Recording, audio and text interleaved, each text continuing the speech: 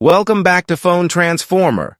In this video, we're going to show you how to fix Facebook Keeps Stopping problem in Android Samsung using some quick and simple steps that anyone can follow. Now, let's get started. Step 1. First, take your phone and open the Settings app.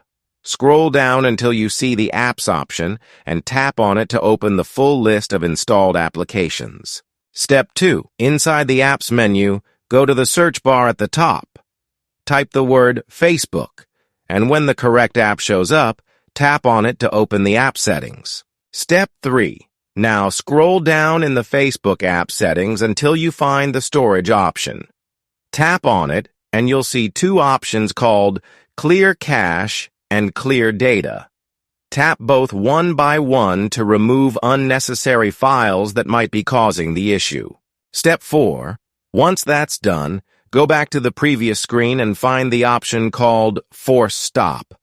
Tap on it, then confirm the action. After that, go ahead and restart your phone.